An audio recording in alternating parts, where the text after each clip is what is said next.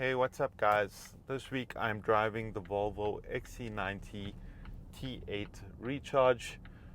Did just about 2,000 Ks in this car, went down to the coast for a bit, and it is Volvo's flagship SUV, so top of the range. And there's a lot of nice things about the vehicle, but there is also a few gripes that I do have, and yeah, let's get into it. So from the front of the vehicle, obviously, I think let's just talk about styling, right? From a styling perspective, I think the vehicle looks absolutely amazing. I do like its boxy kind of look. And this color, this gray with the black accents also give and make the vehicle stand out a bit more. So I think overall, from a design and styling point of view, I'm quite happy with the design and the styling, and obviously with these black accents around the car, it just makes it look a lot more aggressive and yeah, a lot more menacing and mean on the road.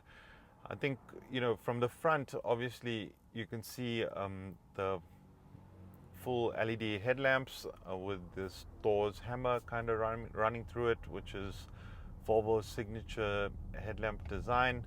And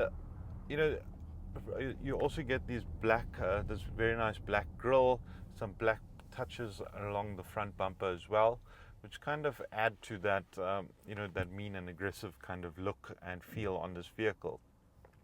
So moving to the side of the vehicle, you get 20-inch rims. These are rolling on some Michelin tires. Not very low profile, so quite a nice size tire on here, and it does absorb the bumps and stuff quite well. Obviously, being an SUV, that's what you want. You don't want any low profile tires on your SUV. And as we're moving to the back of the vehicle, you also got these nicely designed rear tail lights. You've got an electrically operated boot or tailgate, and then this is all-wheel drive, so this is all-wheel drive system setup. You can see it here on the badges, and then yeah, you get a huge boot, which is about more than 600 liters of storage space. This is also a 7-seater, so there is 7 seats in this vehicle. I did not make use of them, but I made use of the full, boot space, and I have to admit it is quite huge. Plenty of space here in the boot, and obviously that making up more than 600 liters of storage capacity in the boot. From the boot, you've also got the ability to lower your suspension. So this one's riding on air suspension. You can adjust your ride height from within the boot. So that was pretty cool. I think the air suspension does also play part to the very smooth ride quality in the XC90.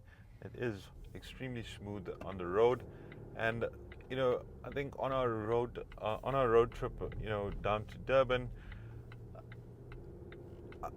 the weather conditions obviously changed along the way, so it was very dry leaving Johannesburg. But as we got to Durban, which was a bit later in the evening, there was a lot of mist and a bit of rain, and I had a lot of comfort in this vehicle, even with the family in the car.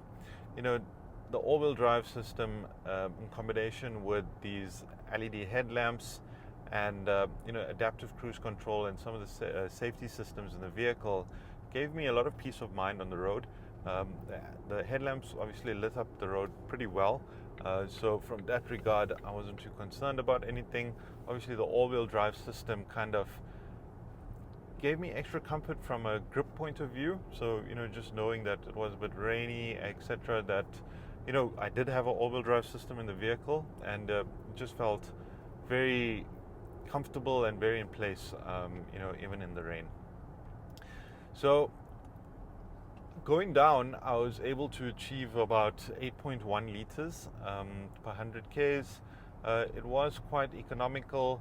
I mean, this one is a plug-in hybrid, so you do get 70 kilometers of electric range, and then you've got your combustion engine. This vehicle is powered by a 2-liter turbo engine. develops 340 kilowatts and 710 newton meters of torque, and you've got that electric range of, or you've got that mild hybrid system set up, so that also does make a bit of extra power and contribute to that 340 kilowatts. But all in all, you're basically getting 70 kilometers of range. I think it's an 18 kilowatt lithium battery that you can store power in. I think that was one of the gripes for me, right?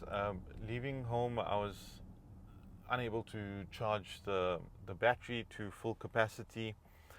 Obviously, we're rushing and packing and all of that stuff, but on the way down, I thought I'd be able to charge the battery. I did go down, and there is a couple of charging points on the way. So I know there's 2 garages, one at Bergville and one just after Tugela. But I mean, the charging time on this vehicle is basically 3 hours. So it takes you 3 hours to charge the vehicle to full capacity, and yeah, I think for me that was just too long. Obviously when I went down, I tried to put it on charge for a bit. We only stopped for about half an hour. So honestly, I think it only got to like a couple of kilometers of range by the time I completely charged it. But I mean, I obviously had the additional peace of mind knowing that, I could just drive the vehicle normally. But I think that would be one of the things that would have to be fixed if I would have to consider something like this here. The charge time is just too long. Obviously, this doesn't allow for fast charging. I think it's AC only. So when you open your charging point, it doesn't have like those two kind of, how can I explain this to you? It doesn't have the fast charging capability basically, which is why it takes 3 hours to charge the 18 kilowatt battery.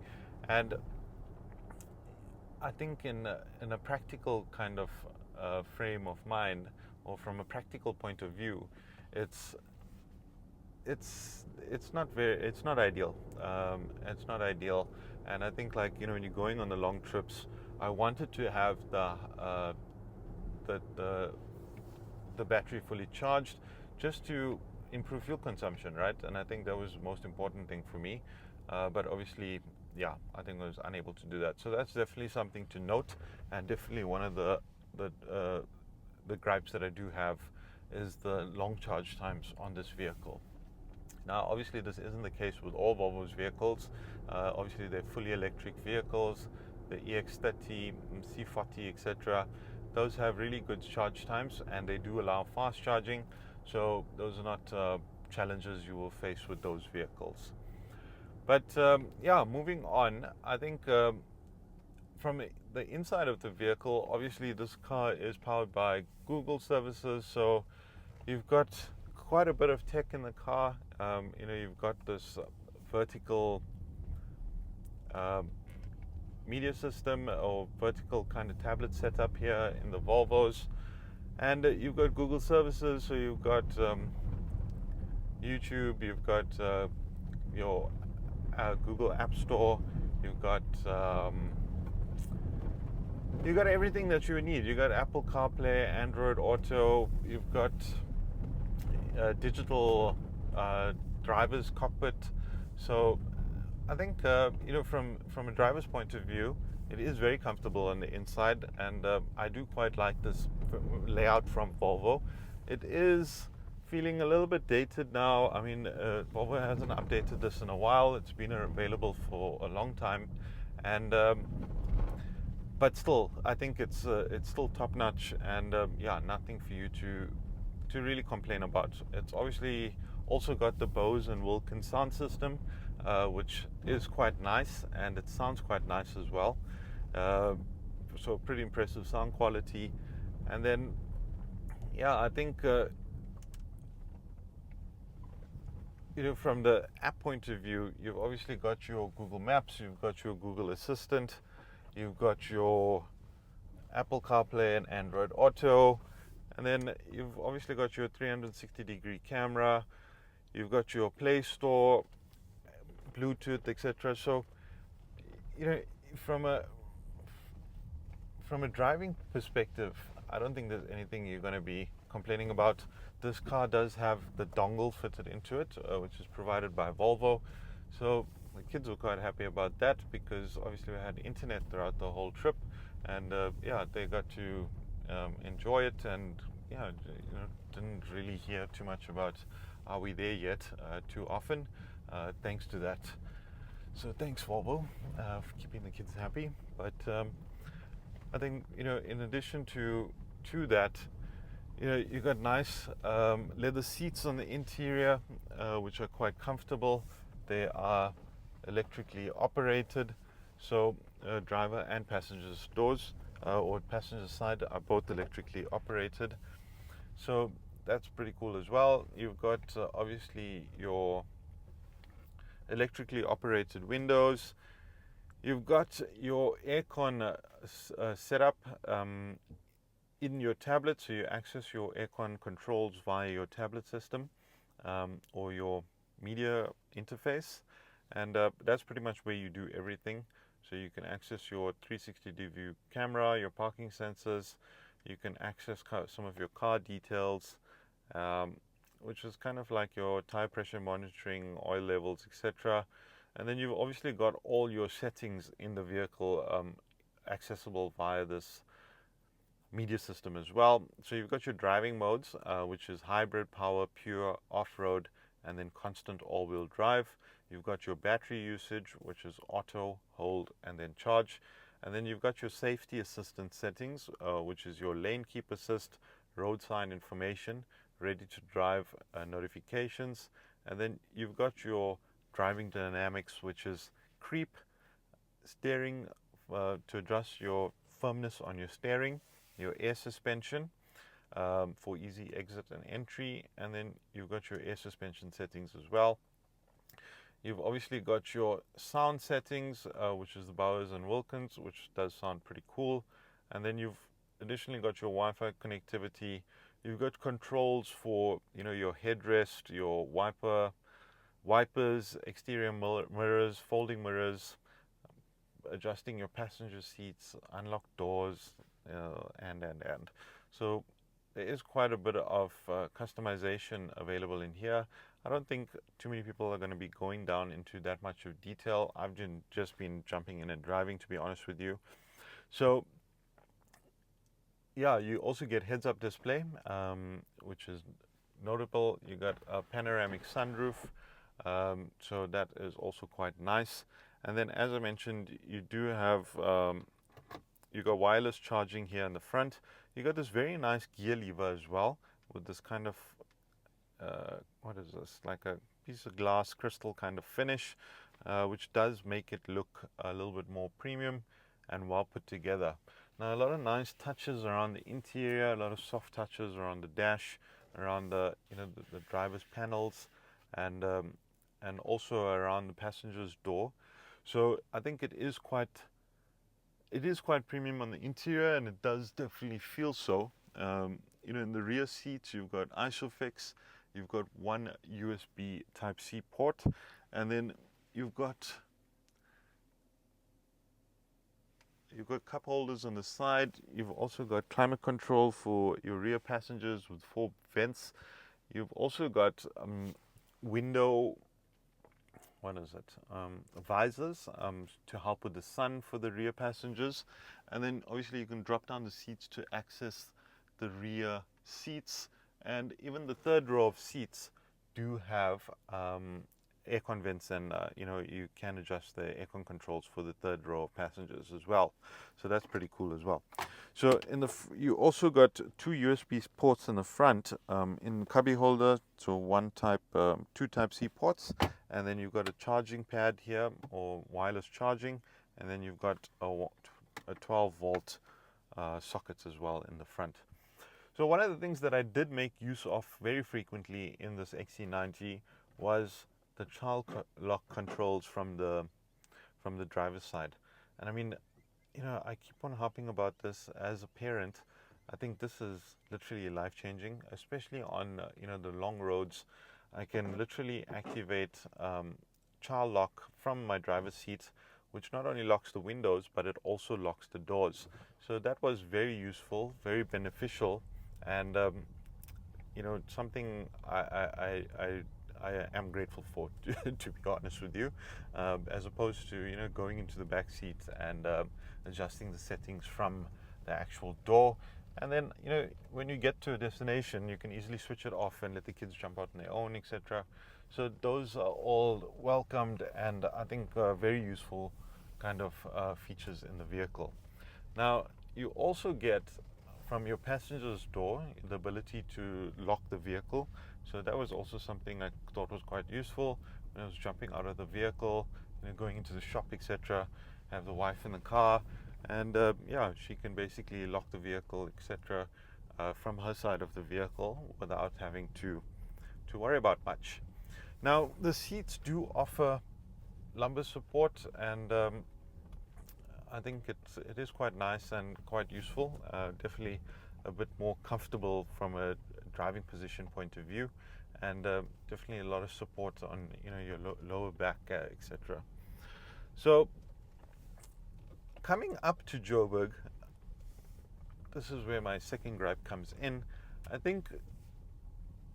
Okay, before I even get there, let me just talk to you about the charging point situation in Durban. I think it's a problem, to be honest with you. I mean, from where I was, the closest charging point was probably in town, which is about 20 k's away. There was no charging points around the area where my mum lived. And beyond that, the closest charging point was in Umhlanga. So I had to drive from Malvern or Queensborough to either to Durban CBD, and then obviously or to Umhlanga. So I did drive to Umhlanga, but there was no charging points in the mall that I was in, which was Pearls. And yeah, I think to get to a charging point, it was at Gateway, and then obviously there was charging points at SMG. But I mean, it just wasn't conveniently located for me. One of the things that I think the Joburg people are spoiled for this is that we got a lot of chargers all over the place. Like around my house here in Fourways, I mean, I've got charging points in Design Quarter, Fourways Mall. There's the BMW as well that also have charging points. I mean, like 8 k's up the road is Santon, where there's plenty of charging points. So I don't really think we take this for granted, right? And I think that the reality is that all the provinces are not well equipped from a charging point of view. I think Durban is definitely one of them. I think that additionally, the fact that the charge time here is 3 hours, I don't want to be stuck at a dealership waiting for 3 hours to charge the vehicle. Obviously, Gateway was a good one, but we never went to the mall. We went to the Pearls just to have lunch, and there was no charging point there. So that means I had to get somebody to take me to the BMW dealership, drop the car off there, come back with me, and then take me back if I wanted to charge the car, or alternatively do the same at Gateway. So it wasn't too far, but it was the weekend, and it was a day before we were leaving, so I really didn't want to add more to what we were trying to achieve. So I did think that it wasn't ideal, and obviously I didn't end up charging the car, so that means I drove back without charging the battery, and I never had the luxury of using the battery much in Durban, just due to the lack of charging points. So that brings me back to our drive back up to Johannesburg. Based off of that, we just drove back on the normal petrol engine. I think the car has more than enough power. It performed really well on the road. Plenty power for overtaking, etc. The 340 kilowatts, and I think the downside was it did become quite thirsty. So coming back up, I was doing about 9.5 liters, and yeah, I think running around, etc. in Durban and back up to Joburg, I could see the car was becoming a bit thirsty. Obviously, I tried to drive it as economically as possible, but I still hovered around at 9.5 liters per 100 k's. Obviously, when I got on the highway coming back up, I did get a bit more better fuel consumption, got back under 9. But with that said, just bear that in mind that the vehicle can become quite thirsty, if you don't charge your hybrid setup, and if you don't charge the vehicle. And yeah, I think with the price of fuel, it wasn't ideal. So it ended up putting quite a bit of fuel in the vehicle to go and come. And I think in total I spent about 3,000 rand on fuel, to with the tank, excluding the tank that was provided by Volvo. So I would say about 4,500 rand in fuel to go and come and run around a little bit in Durban. So yeah, it was quite extensive, but I wasn't complaining. I think the ride and the quality of the vehicle was good for the family. It was good for the kids, and I enjoyed the extra space and the extra boot capacity. I think all of those things were beneficial for us as a family, and definitely a really good family vehicle, to be quite honest with you. I think one of the other things was that even though it was raining and stuff in Durban, I had total comfort, with the all-wheel drive setup, and being in a Volvo, I tend to feel a bit more safer. Volvo known for building some of the safest cars in the world, so I think from that regard, you do, and you will always respect Volvo and their build quality and what the Swedes do in their vehicle. So I think that's it for me. 22 minutes in, obviously just a lot to cover in this review, but thanks for watching, and I'll catch you on the next one. And please do like and subscribe if you enjoyed the video, and yeah, you can keep up to date with what we're going to be reviewing.